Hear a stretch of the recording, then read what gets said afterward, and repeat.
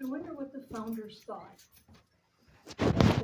They imagined that 110 years later, we would be here still worshiping, still praising the Lord, serving the community.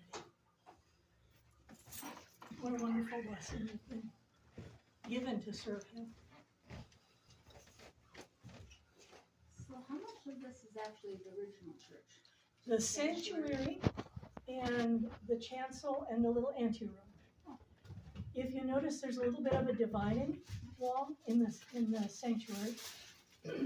And it was worship on this side and fellowship on that side. And originally there were folding doors that the ladies could have their teas on that side, that's the ramp side. And then the doors came off and they put curtains because it was apparently a little bit easier when they needed a little bit more room. And then long ago, I don't remember when, the curtains came down. And so now it's all open. And in the little anteroom that we have, the ladies had a hot plate and they would heat the water for their tea, you know, on the hot plate in that little room. There used to be a window in the chancel that has been closed off. And then this part, which is the conference room, she's filming sometime. The conference room, the office, the 2 classrooms was built.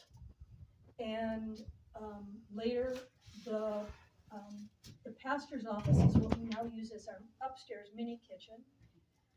The staircase used to go through the basement, used to be in what this office is, and came down in the kitchen area downstairs. If you look at the walls, you can see a little bit of evidence of that. And then, after this was built, they dug the basement. And apparently, once it was 2 rooms with the kitchen separate from the gathering room. And it was then decided that they wanted to have it all open so that it was as we see it now. So we do have a full kitchen downstairs and plenty of room. Then the outside steps were added, making this into a bigger office for the pastor. Thank you.